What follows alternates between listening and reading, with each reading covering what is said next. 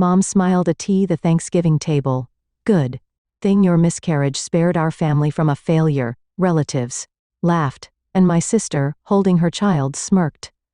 Only real mothers belong here. I clenched my fists and stood up. No one knew this would be the last Thanksgiving.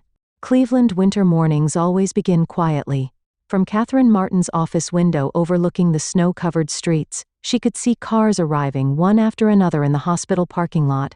As a pediatrician with 10 years of experience, Catherine was accustomed to this morning routine. However, everything had felt different these past few months. She reached for the picture frame on her desk. A photo from her wedding day with James. Both of them smiling, full of hope. James, a successful corporate attorney, had always been her support. Especially since that day, Catherine unconsciously placed her hand on her abdomen.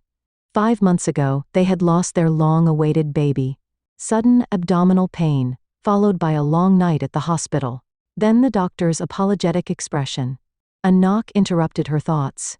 "The first patient is ready," the nurse announced. Catherine took a deep breath and regained her professional smile. This was her coping mechanism, immersing herself in work. Time for healing would come later. When James returned home, they would find comfort in each other's arms. The office phone rang. Catherine picked up the receiver. "Kathy, it's Mom." Catherine closed her eyes.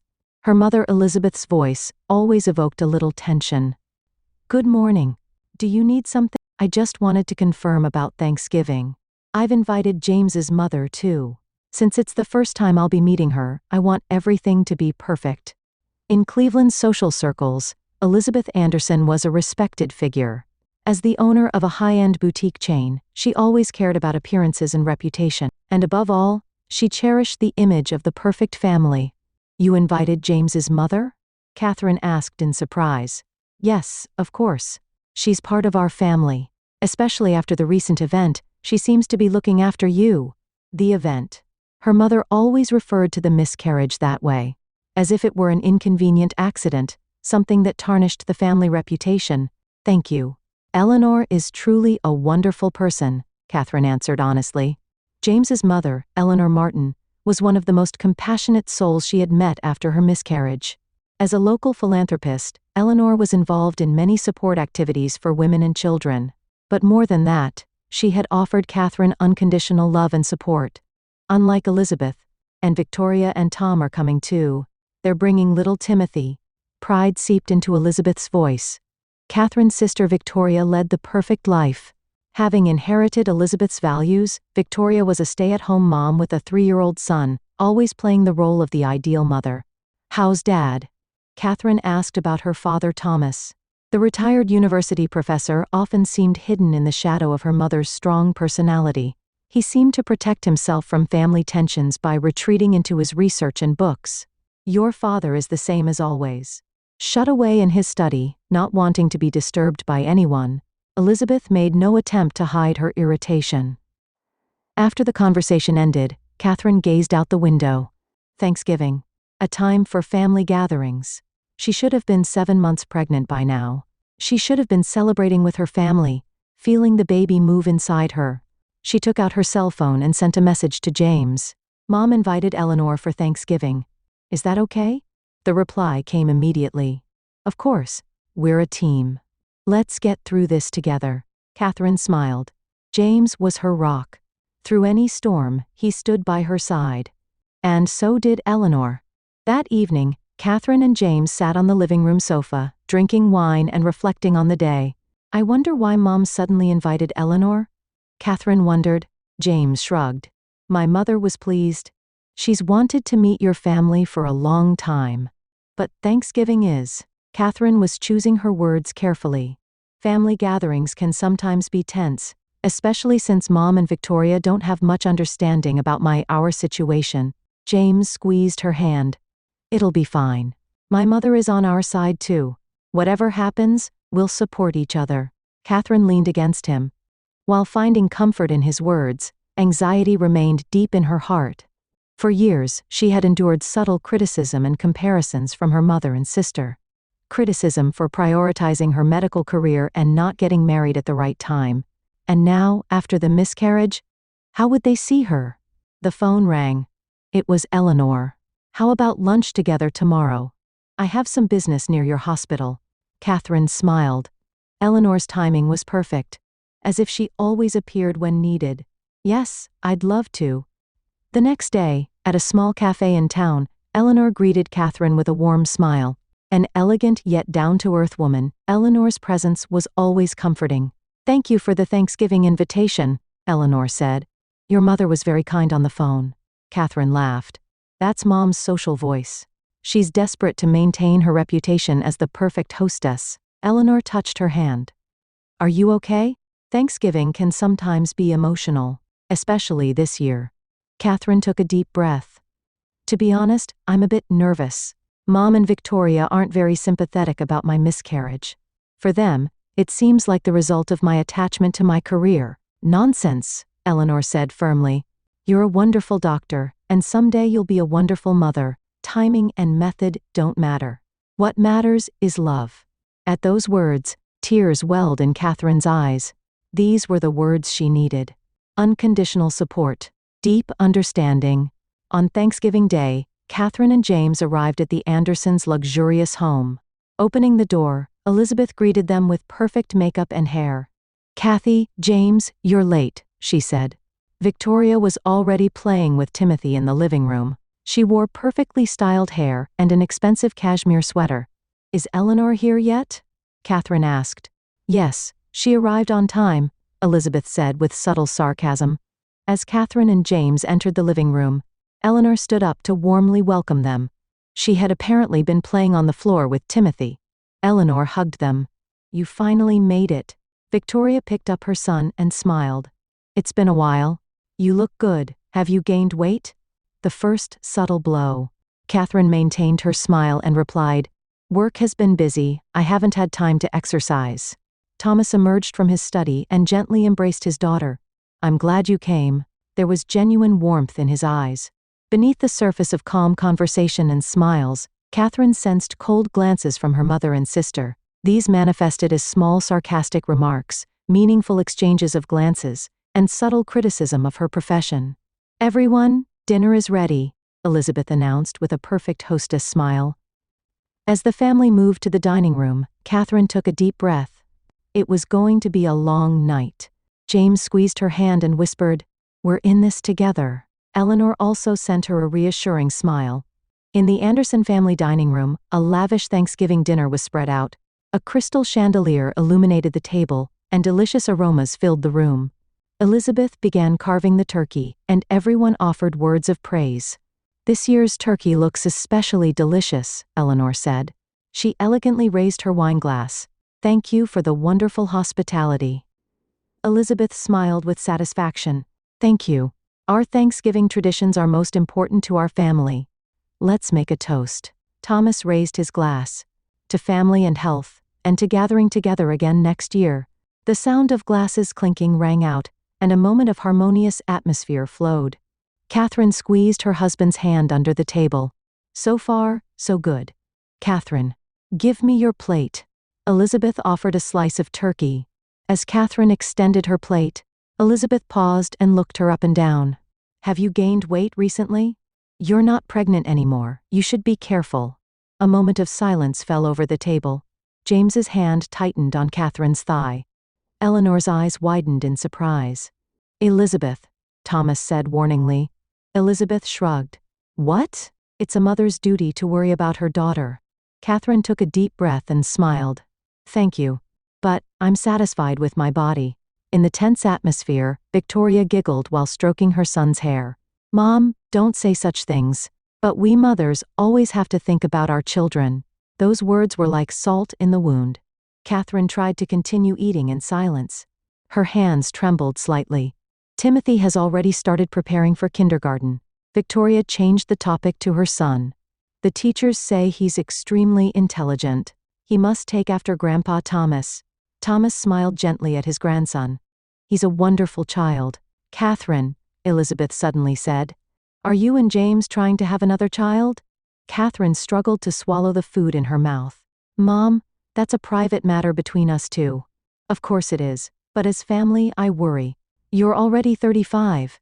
Time is ticking away. Eleanor quietly spoke up. Elizabeth, that's a bit, but Elizabeth waved her hand to silence her. As the mother of an only son, you might understand, but as the mother of 2 daughters, I wish for their happiness. Elizabeth took her wineglass and slowly swirled the wine. Actually, I've been thinking about your incident. Catherine froze. Incident? Your miscarriage, Elizabeth said frankly. As a doctor, you should have understood the risks. Long working hours, stress, and… She searched for words. Well, your age too. Catherine's voice trembled. Please, not now. But Elizabeth continued with a smile. In a way, your miscarriage might have been a blessing for the family. To be honest, Catherine, you've always been so focused on work I didn't think you were ready to be a mother. We've been spared having a defective addition to the family. Relatives around the table laughed awkwardly. Thomas covered his face with his hands, and Eleanor's face reddened with anger. Victoria hugged her son and smirked. I guess only real mothers belong here. Catherine's hands shook, gripping the cutlery tightly. The world seemed to spin slowly in her head.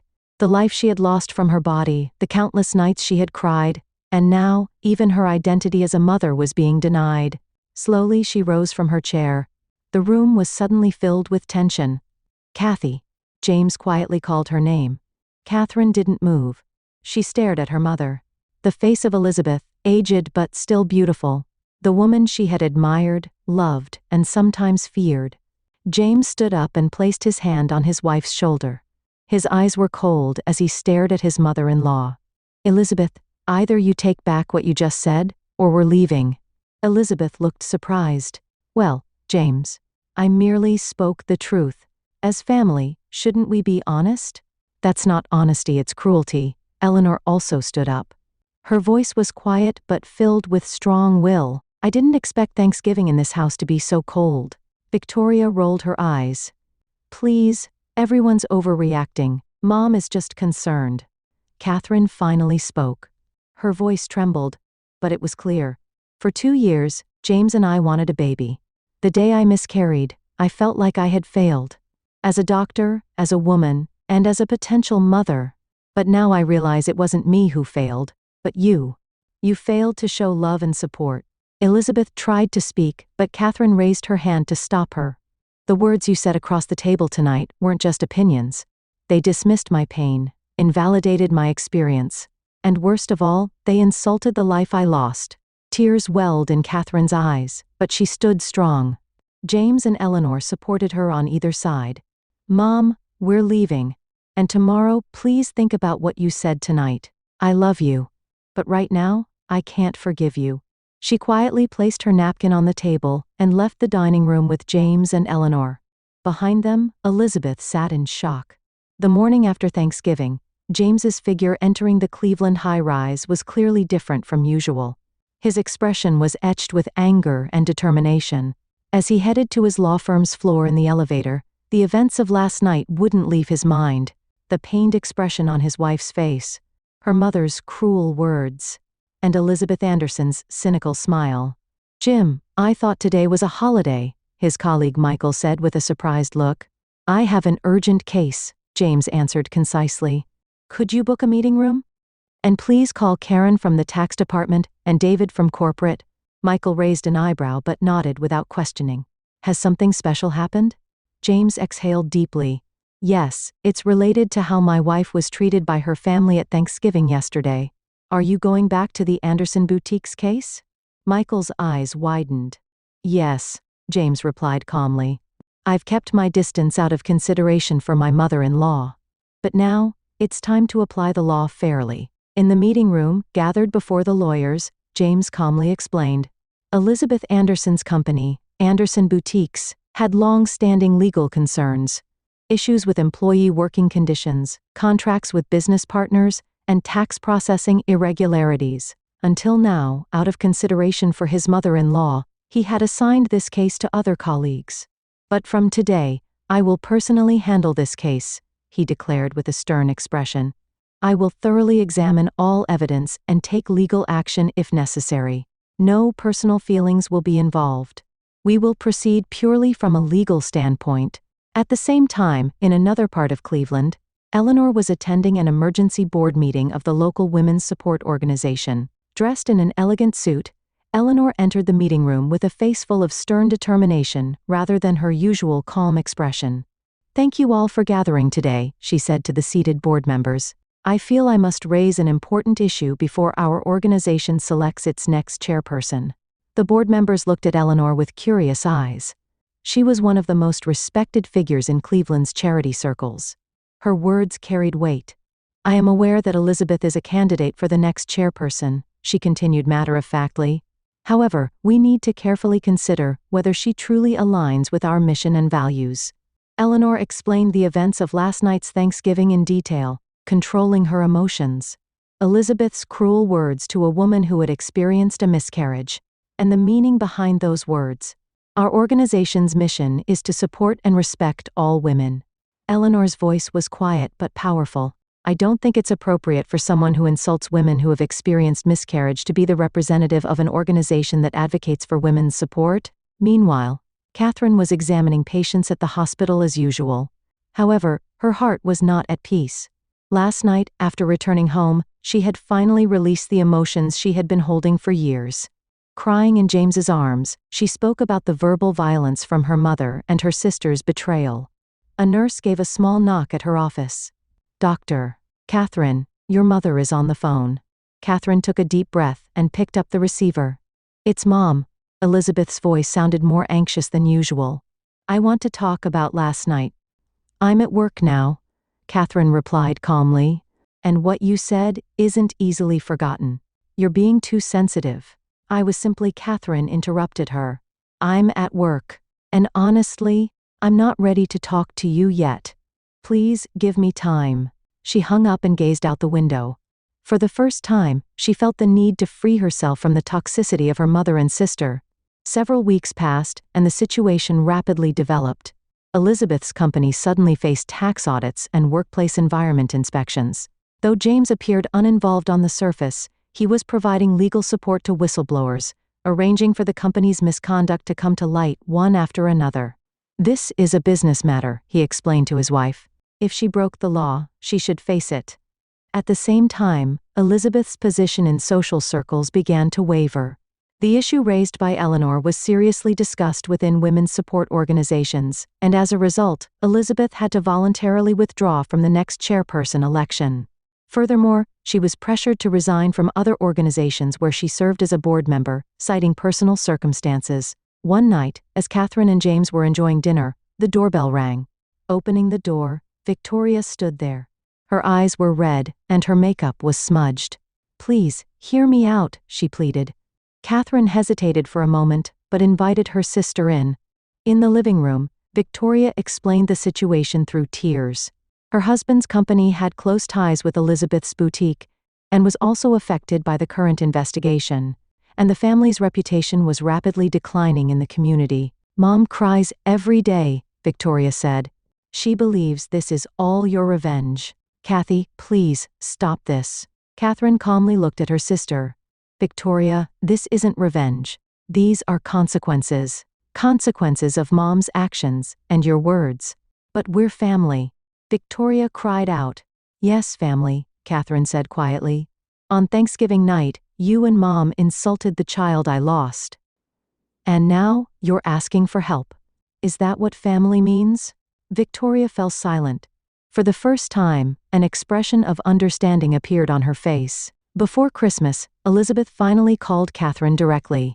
Her voice had lost its former strength and confidence. "Please, let's discuss how to resolve this situation," she begged. "I want the whole family to gather for Christmas. I'm sorry, but I'll be spending this Christmas with my new family," Catherine replied calmly. "New family?" Elizabeth's voice trembled. "James and Eleanor, and the children from the orphanage Eleanor supports," Catherine explained. "We plan to distribute presents and have dinner together. This is the form of family I've been seeking. A place where people support and love each other." After hanging up, Catherine gazed at the snowy landscape outside the window. Her heart held both pain and a sense of liberation, and expectation for new possibilities. She and James had begun discussing the possibility of adoption. Eleanor had taught them about children who needed loving homes. Our family is determined by love, not blood ties, Catherine whispered quietly. In the season of melting snow, Ohio's spring arrived late. In the garden of Catherine's home, small buds began to emerge from the soil, announcing the beginning of new life. She stood by the living room window, holding a document in her hand. The review has been approved. She turned back and smiled at James. We're officially candidates for adoption. James embraced his wife. Wonderful. Let's open champagne. At that moment, Catherine's smartphone rang, and Victoria's name appeared on the screen. Catherine sighed. Since Christmas, she had minimized contact with her birth family. Just short conversations and superficial greetings. On the other end of the phone, her sister was crying. Please, help. Mom's company has filed for bankruptcy. And Tom's company has also taken a big hit. Her voice trembled. We might lose our home. Catherine gazed out the window. Her life had just begun to move forward. She and James were preparing to welcome twin girls, Lily and Rose, into their family. Was she really ready to reopen past wounds? I'll talk to James, she finally said. But I can't make any promises. After hanging up, Catherine explained the situation to James. He considered carefully and finally suggested consulting with Eleanor as well. The next day, Eleanor quietly listened while drinking coffee at Catherine's house. Whatever you decide, I support you, she finally said. But remember one thing. Forgiveness is not for the other person, but for yourself. On the weekend, an unfamiliar car stopped in front of Catherine and James's house. Elizabeth and Victoria got out. No longer with their confident appearance, both looked tired. Elizabeth's high-end brand clothes weren't worn as perfectly as before, and Victoria's face showed deep worry. Thank you for coming, Elizabeth said with a nervous smile. Catherine quietly welcomed the two. Please, come in. Eleanor was already seated in the living room. Elizabeth hesitated for a moment but sat down. Tension permeated the room. Something to drink? Catherine asked. No, thank you, Elizabeth answered in a small voice.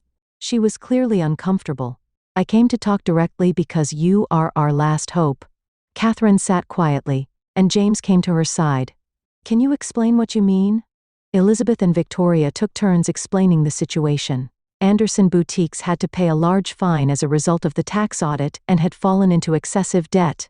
Victoria's husband Tom had also lost investments due to the company connection. And now, their foundation of life was about to. James have funds, don't you? Could you lend us? The room fell silent. I want you to help, because we're family, Elizabeth finally said. You and James have funds, don't you? Could you lend us some? The room fell silent. Catherine stared at her mother and sister. The words from Thanksgiving night came to mind. Defective. Real mother. The people who had uttered such words were now asking for help. Why should I help? Catherine quietly asked. On Thanksgiving night, you mocked my pain. You called the child I lost defective. Why should I help such people? Victoria began to cry. I was wrong. That night, I said things I shouldn't have. But think about Timothy. He's still so young. Elizabeth also had tears in her eyes. Catherine, she struggled for words. I was wrong. I didn't mean to hurt you. You didn't mean to hurt me? Catherine's voice rose slightly. Is that really what you think? Elizabeth took a deep breath and closed her eyes. I was jealous, she finally admitted.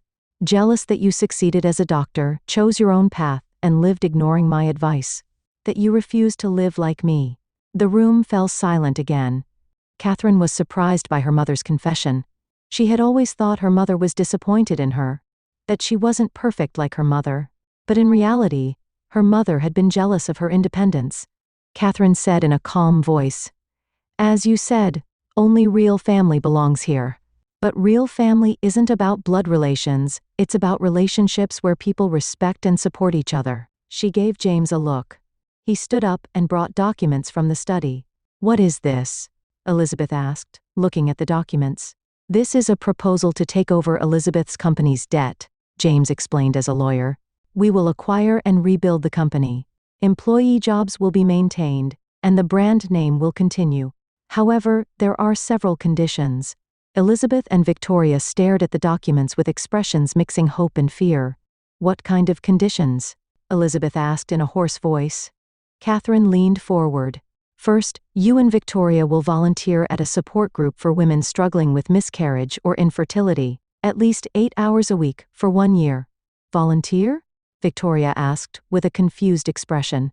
Yes. At the organization Eleanor runs, Catherine explained. There, you will listen to women who have experienced miscarriage or cannot have children, and learn how to support them. And second, James continued, officially apologize. To Catherine and to all women who have had similar experiences. Elizabeth clutched the documents. Her hands were trembling. She seemed to be struggling between pride and necessity. Give me time, she finally said. Until tomorrow, Catherine calmly replied. This is your last chance. Whether we can become a true family depends on you from now on. After Elizabeth and Victoria left, Catherine faced Eleanor and James. Did I do the right thing? She asked anxiously. Eleanor took her hand. People can change. But sometimes, forced learning is necessary. You gave them a chance to change. That's the greatest gift. That night, Catherine gazed at photos of the twins waiting for adoption, contemplating the future to come. A new form of family, not connected by blood, but bound by love. And the possibility of healing a wounded past and building new bonds. The next morning, her smartphone rang. It was a message from Elizabeth. I accept the conditions. And I sincerely apologize. Catherine took a deep breath.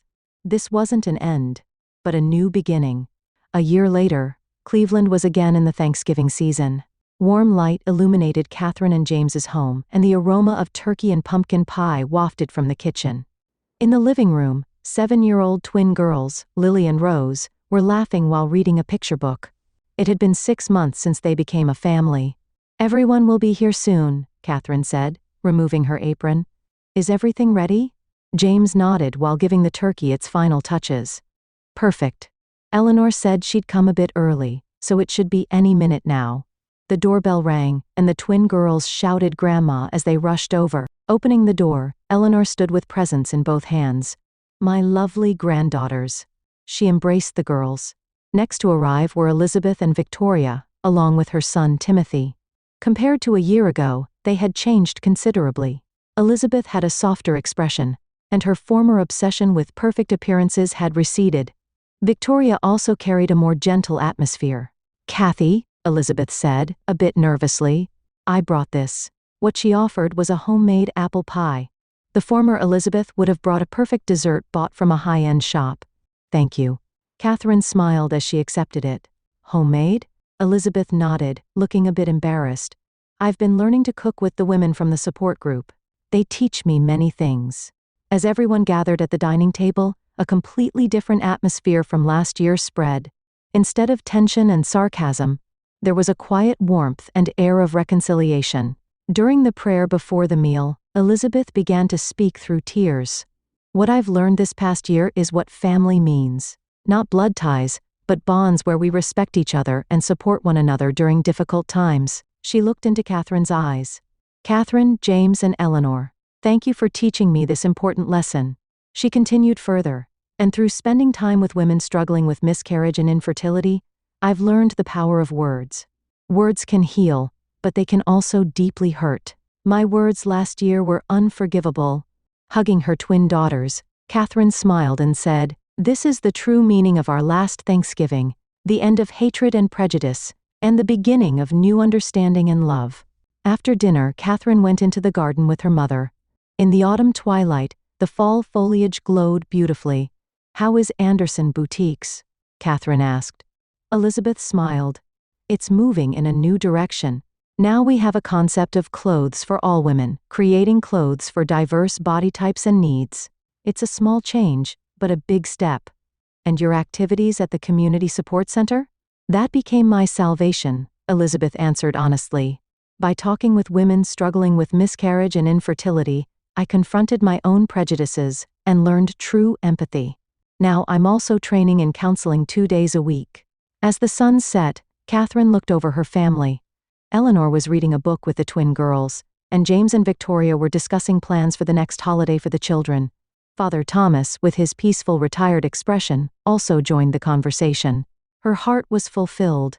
This was the true image of family. Not perfection, but acceptance and understanding, not criticism, but support and love. And above all, the courage to embrace growth and change. Mom, thank you, Catherine said quietly, for changing. Elizabeth squeezed her daughter's hand and smiled with gratitude.